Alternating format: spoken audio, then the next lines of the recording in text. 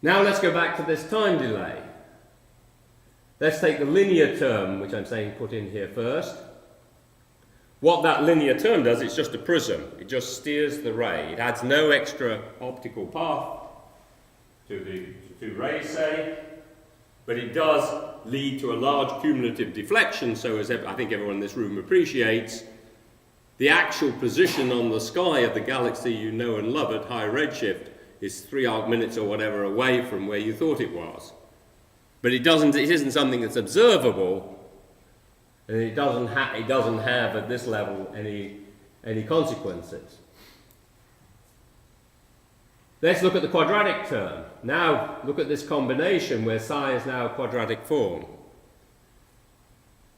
If I try to be pretentious, I will invoke Euler's theorem on homogeneous functions, which you last encountered when you had to teach analytical dynamics, and you'll see that that is identically zero. So we have a stronger statement that at the quadratic level, all of these multi-screens add no time delay. Some people are surprised by that, some are, it's sort of obvious. I think it is in a sense after the fact obvious.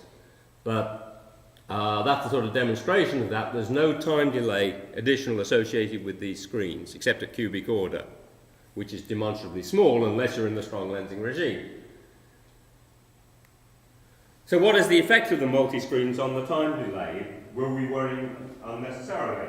Well, we were worrying unnecessarily because the rays still are deflected along the line of sight, and the true time delay we have is this term evaluated at the strong lens. But in doing it, we have to use the true displacement of the ray, not theta times the angular diameter distance to the deflector. And we have to use the true potential there, the true deflection, I should say, not theta times this ratio of the angular diameter distances.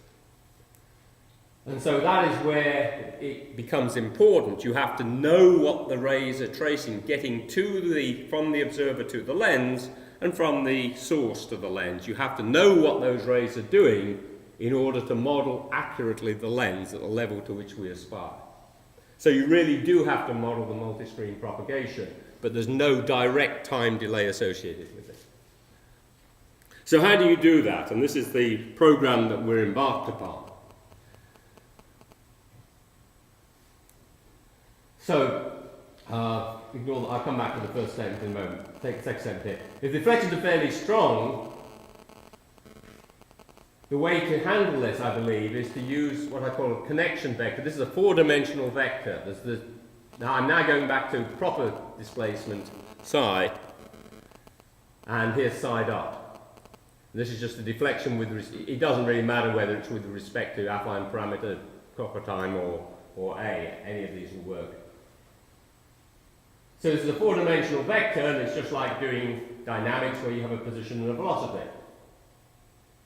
And if you in a very fast and efficient way, you can take the propagation, say from that point there to that point there, through a negatively curved part of the universe, because remember, this is a part of the universe that has a background density creating no shear itself. It's all linearly superposable. That is going to be like a little bit of an open universe. So the rays are going to, in some sense, defocus in this part here, but then be brought back in more along to focus by the deflections that happen at these screens in between, where all the matter is accumulated. And it does matter, accounting for the matter, not adding extra matter there. It's at the 10% level in the Hubble constant and so on, it matters. So we defocus here and then we deflect here. And it's just a simple, efficient way of getting a matrix that will take the connecting vector from there to there. And if we take the deflection, there's a second matrix that will take the connecting vector entering the screen and leaving the screen. It's just very, very simple, just linear analysis.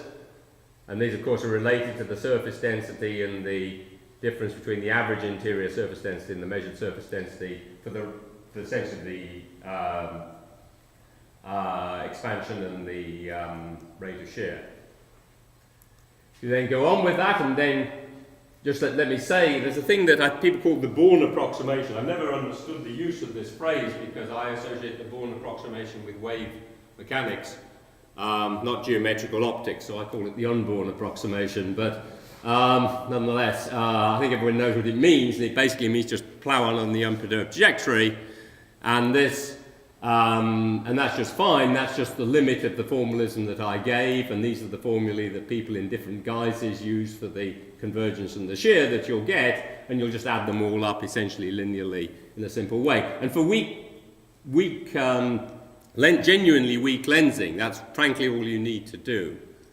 What I'm talking about here is only when you've got significant overdensities and it's not so weak. So then, having got this formalism, then it's just a matter of matrix multiplication, which is all very simple. The connecting vector at the lens is related to the connecting vector at the observer by a simple matrix. It's just the product of all these other propagation, deflection, propagation, deflection, propagation, deflection all the way along them. And it's very simple and very fast to do this. Even if you've got a billion galaxies, you can do it. You do the same thing coming from the source to the, forward this time, to the lens. And then you look in the lens plane and you combine these two.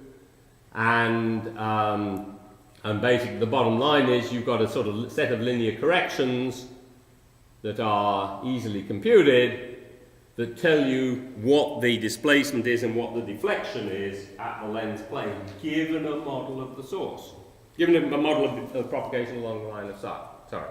So that's what it gives you to do it, and that's what you need to put into the propagation.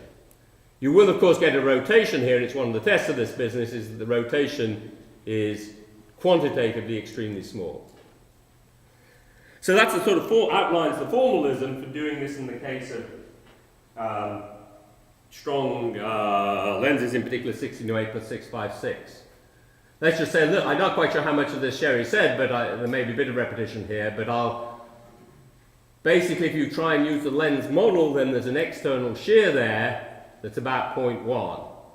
And that's an indication that the convergence is high. And you'll need that for the Hubble constant. There's more indications of this. I'll hurry up a little bit here. And that is from counting the galaxies along the line of sight. I think if I just go back, sorry. If I count along the line of sight, it looks like this line of sight, 1608, is overdense by about a factor of 2. And there are many groups there along the line of sight, so there are these strong deflectors along this particular line of sight that have to be included if we want to get as accurate a Hubble constant as we can do. And so this is what we're actively engaged in, is different prescriptions for modelling this. To aid that has been heroic work done by my colleagues doing photometry, using Hubble and the Palomar 60-inch, and 100 redshifts have been acquired and so on. And so trying very hard to implement this particular scheme that I've just outlined there. And I won't go through the details of this.